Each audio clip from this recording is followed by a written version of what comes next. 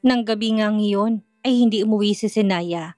Agad naman tinext ni Marigold si Bianca upang ibalita ang nangyari. Sa oras na yon, alam niyang pumunta ang kanyang kapatid sa ibang bansa. Siguro may ginawa tong appointment at sobrang importante siguro noon. Biglang may sumagi sa isip ni Marigold. Paano kaya kung akitin niya si Kit Joaquin? What if pupunta siya mamaya sa loob ng kwarto nito tumabi sa binata? Mukhang masaya yon. Sa ganung paraan ay makakaganti siya sa kapatid niya. Kapag nalaman nitong may nangyari sa kanila ng asawa ay talagang masasaktan si Zenaya ng bongga. Baka nga mabaliw pa ito kapag nalamang may nangyari sa asawa niya at sa kapatid niya. Hindi ba't nakaka-excite yun? Kinagat ni Marigold ang labi sa kanapangisi. Tama, gagawin niya yun mamaya.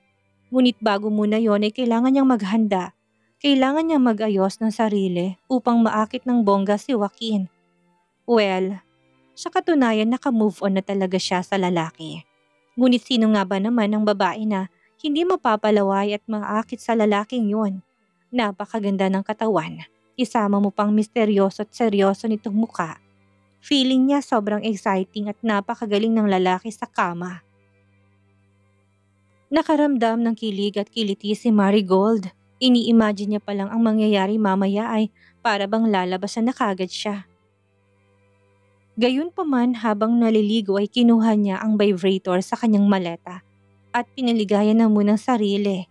Ini-imagine ng dalaga kung paano halikan, kainin at dilaan ni Kit Joaquin ang kanyang masiselang bahagi ng katawan. Sa sandaling nilabasan siya ay kagad siyang nagpalit ng damit. Pinili niyang pinakamaganda at sexy niyang lingerie. Nang matapos sa pag-aayos ay bumaba siya upang kumain. Sa pagbaba ni Marigold ay nakasalubong niya si Greta.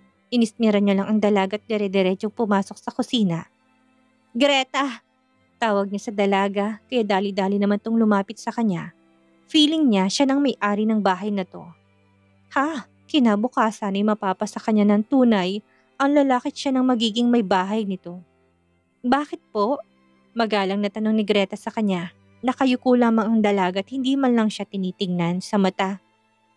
Anong oras uuwi ang Kuya Kit mo? Tanong ni Marigold na prenteng nakaupo sa harap ng mesa.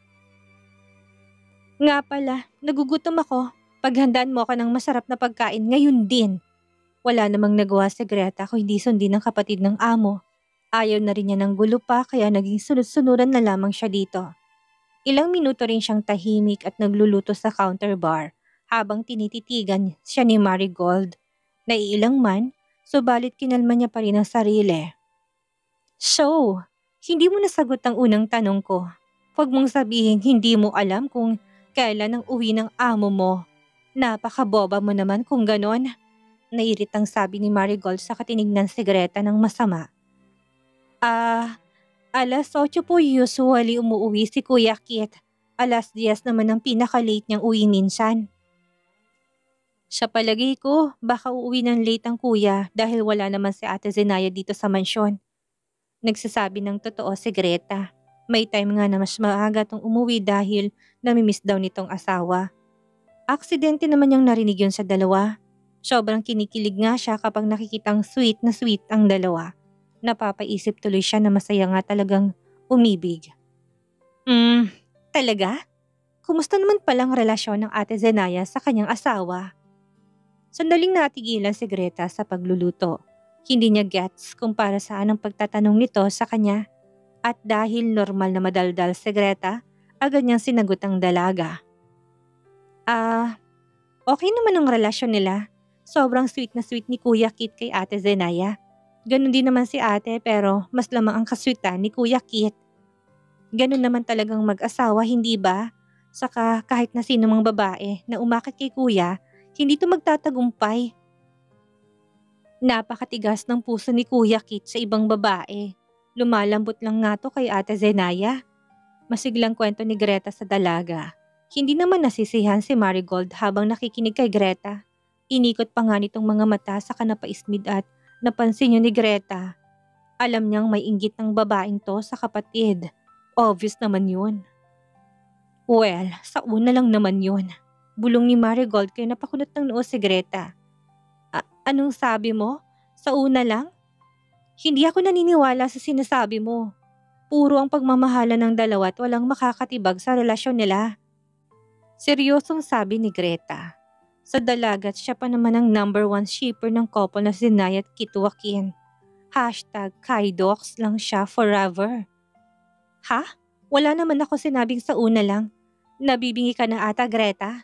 Bilisan mo na ngang magluto dyan at nagugutom na ako. Iritang sabi ni Marigold at nagtipa na lang sa kanyang telepono. Nag-selfie pa siya at mabilis na pinost yon sa XYZ account. Ito ang kauna-unahang post niya sa account simula nung napahiya at na-expose ang kanyang kabulastugan na ginawa kay Zenaya. ATM at Anderson's Mansion. Sobrang lakit ganda ng bahay ni na Ate Zenaya at Kuya Kit. Yes, tamang naiisip niyo mga bashers. Nagkaayos na kamit na patawad na ako ng kapatid ko. And I'm back! Did you miss me, guys? #new beginning. #new me. #good girl. Ilang minuto rin ang nakalipas nang matapos si Greta sa pagluluto. Dahil sa sobrang inis niya sa dalaga, hindi niya sinarapan ang niluto niya. Bara-bara nga lang ng pagluluto yon at may kasama pa tong laway niya. Napangisi si Greta sa kapinaghandaan ng feeling senyorita sa mansyon. Busy to sa pagtitipa ng telepono kaya kaagad niyang sinilip ko sinong kausap nito. Napakunot ang noo ni Greta na makitang pangalan sa itaas. Ate Miracle? Bulong niya sa sarili. Kaagad namang napansin siya ni Marigold kaya pinatay nitong telepono. Saka tinaasan ng kilay si Greta. Anong tinitingin-tingin mo dyan? Sinisilip mo ba kung sino ka-text ko? Napaka-chismosa mo naman, Greta. Inis na sabi ni Marigold kaya napatras si Greta. Hindi po. Wala naman po akong nakita. Isa pa, busy kaya ako sa paghahanda ng pagkain mo. Ikaw na ngang nilutuan dyan, nagrereklamo ka pa. Hindi na napigilan ni Greta ang emosyon niya na talagang naiinis na siya sa pagmumuka ng babaeng nasa harapan niya. Anong sabi mo? Ako? Nagrereklamo? Kung isumbong kaya kita sa ate ko at sabihing palayasin ka dito sa mansyon. Baka gusto mong mawala ng trabahong babaita ka. Galit na sigaw ni Marigold sa dalaga. Tumayo pa si Marigold upang hawakan ng mahigpit ang braso ng kawawang katulong. Aray! Nasasaktan ako! Wala kayong karapatang sabihin yan dahil hindi naman kayong amot may-ari sa mansyon na to. Hindi nga, pero soon ako na magiging may bahay dito. At kung mangyari yon, ikaw ang isusunod kong dispatchahin. Kuha mo! Gigil na wika ni Marigold sa dalaga. Sinasabi ko na nga ba na may balak kang masama? Tama ngang hinala ko. Isusumbong kita sa amo ko. Subukan mo. Subukan mo magsumbong sa amo mo. Ako ang makakalaban mo. Dalawa lamang tayo dito, Greta. Kaya kitang patayin sa isang pitik lamang. Gusto mo ba yon? Nalaman ko rin na may ina ka. Baka gusto mong mawalan ka ng nanay ng maaga, kaya itika mo yung bibig mo. Walang nagawa si Greta kung hindi ang tumango.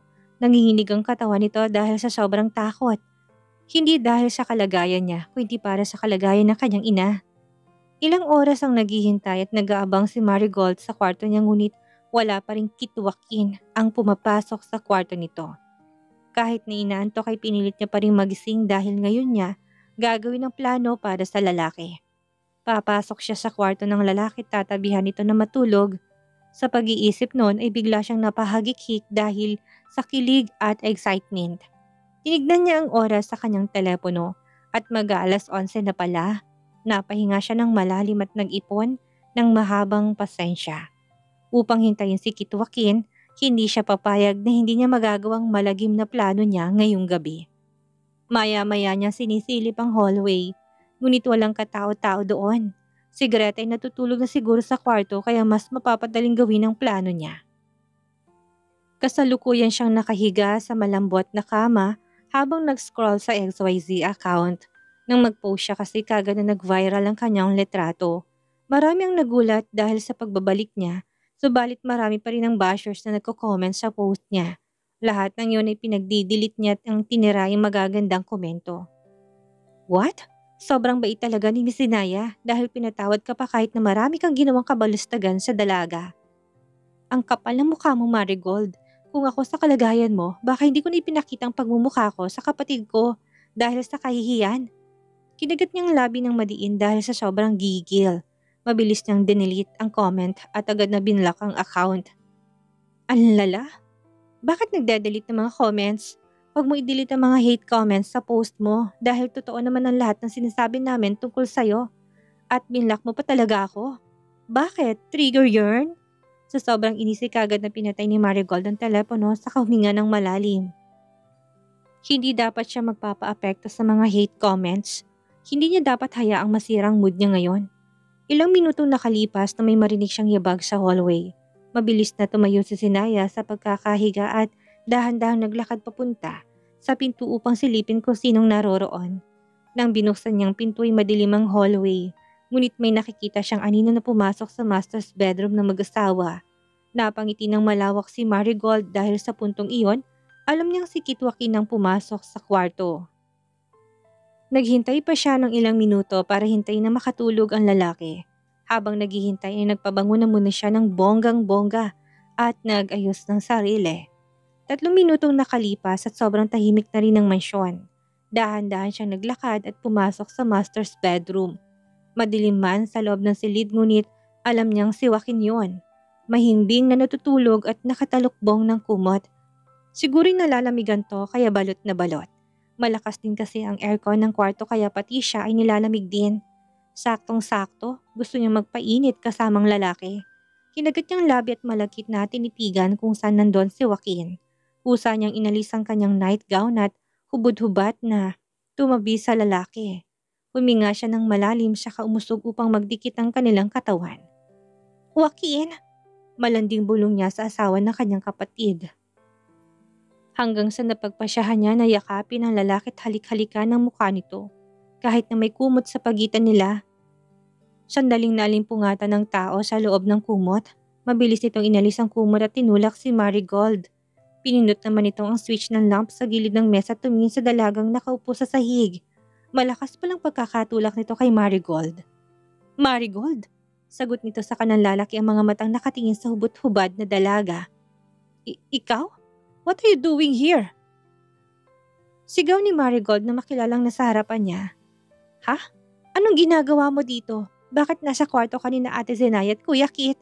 Galit na sigaw ni Marigold at mabilis na hinanap ang kanyang nightgown para suotin to. Nag-text sa akin kanina si Kuya Kit na hindi siya makakauwi ngayong gabi at sandaling pinapabantayan sa akin ng kwarto nila ni Ate Zenaya at baka may mawala daw. Ikaw, anong ginagawa mo dito at bakit ka nakahubad-hubad? Huwag mong sabihin na, type mo ko? Ew! Nandidiring sambit ni Greta sa dalaga. Labis namang namula ang mukha ni Marigold dahil sa sinabi ni Greta. What the heck? Straight ako, no? Nahihibang ka na ba? Weh, umamin ka na o baka naman gusto mong landiin ng Kuya Kit kaya naman pumunta ka dito sa master's bedroom para akitin ng amo ko. Mabuti na lamang at hindi to natulog si Kuya Kit. Baka na-rape mo na siya. Galit na wika ni Greta kung kaya't napailing si Marigold. Huling-huli na siya ngunit ayaw niya magsabi ng totoo. Hindi! Naligaw lamang ako. Akala ko silid kong napasukan ko. Sobrang dilim naman kasi ng hallway ng mansyon. Isa pa malabong mga mata ko kaya hindi ko napansin na may tao palang nakahiga sa kama. Ulul ka ba? Bakit mo ba ako pinagbibintangan? Wala naman akong ginawang masama. Loka! Katwiran ni Marigold, ngunit mas sumingkit pang mata ni Greta at hindi naniwala sa katwiran ni Marigold. Alam mo, ang hirap paniwalaan ng palusot mo. Pero nakahinga ako ng maluwag dahil imbis na si Kuya Kit ang naabutan mo dito'y ako.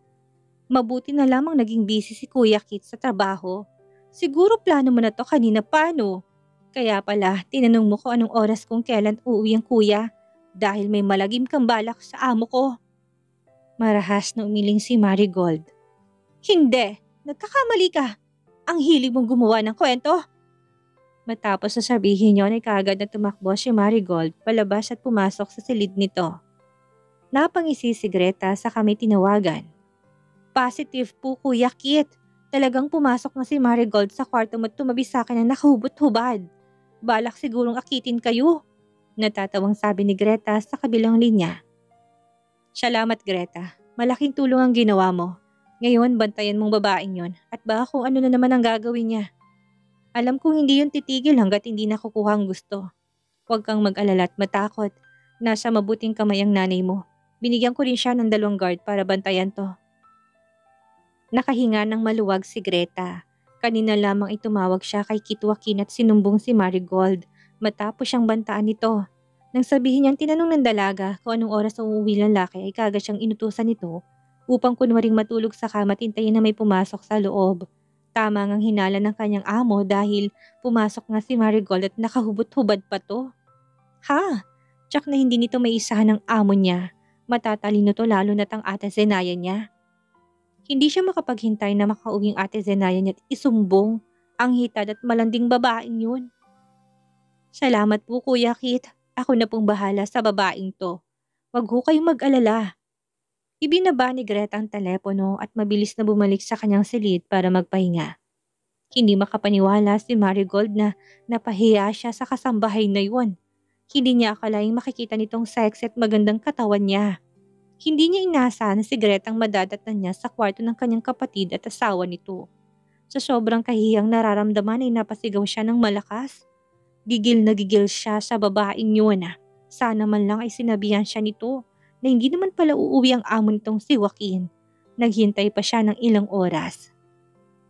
Bigla niyang naalalang sinabi ng kanyang ate Miracle, "Huwag na huwag kang papalpak at huwag kang gagawa ng ikakasira ng plano natin."